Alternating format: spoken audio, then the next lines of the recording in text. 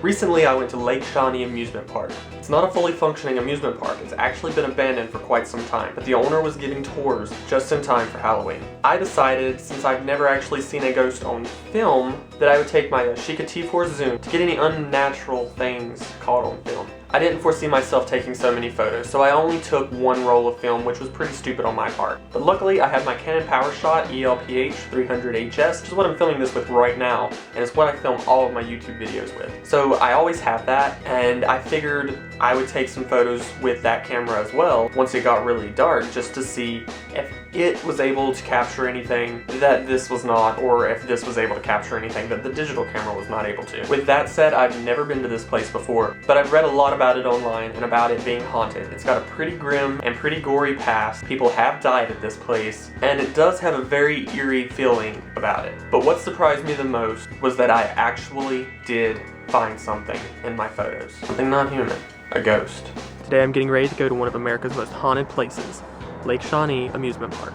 Now, I've never been to this amusement park, so I'm going to have to rely on my phone and the GPS on it to get me there. This is the camera that I'll be taking, and I chose it because it's got a flash built in, and it's also got pretty awesome zoom. Let's hope Siri can get me there. Take me to Lake Shawnee Amusement Park. I found 15 amusement parks. 9 of them are a little ways from you. None of these are what I need. So basically the story with the amusement park is back in the day when it was actually open and functioning, there was a little girl who died on one of the rides, and there was also a little boy who drowned there. They say it's really haunted and that you can't hardly take a picture without getting orbs or some kind of static or something weird in your photos. So they're offering ghost tours, and I thought it'd be a cool thing to do, take my analog camera and see if analog cameras are picking up on this just as much, if not more or less, than digital. So we're gonna find out.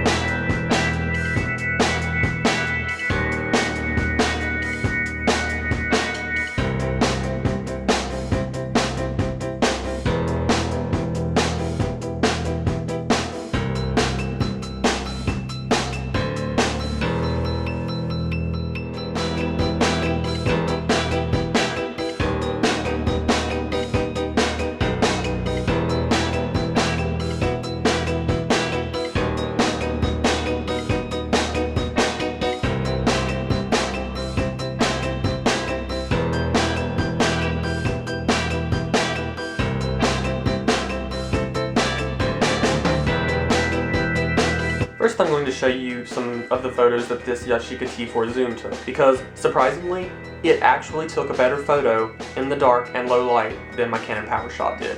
I don't know if I hadn't played with the settings to get it exactly right on the Canon PowerShot, but this camera actually did better in low light and dark settings. So here are those photos, and unfortunately, no ghosts were captured with the 35mm camera that I can tell.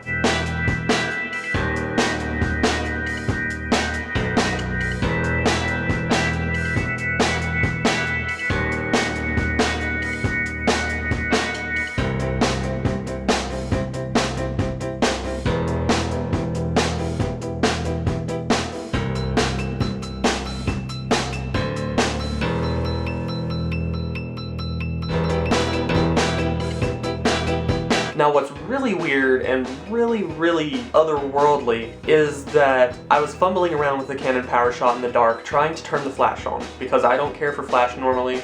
You have to have it when there's very little to no light. So I was trying to turn the flash on, and in the process, I turned face detection on, which is a feature of the Canon PowerShot. It'll actually try and find the faces and tell you, this is where they're at, if you would like to focus here, if you would like to get them in the shot. And after you take it, it'll actually show a little sort of screen cap at the bottom with those faces in it. Well, I didn't know that I had turned that on, but I took a picture of the Ferris wheel, and the first thing that pops up in the bottom of the corner is this face. And I sort of had to do a double take. Is this really real? Is this really happening, and why is it even showing me this? Like, why is the camera recognizing that as a face? Once I got home, I was looking at the settings and I realized, hey, I had face detection on, which was a weird coincidence to begin with. But what's even weirder is it actually found a face in all of the jumble of static and orbs that were in the shots of the Ferris wheel. I'm not going to say one way or the other if this is a ghost or a spirit or anything that's haunting Lake Shawnee, but you take a look and you see for yourself. There is clearly something visible in this photo. There's probably even more in the photo than I can pick out. One thing's for sure,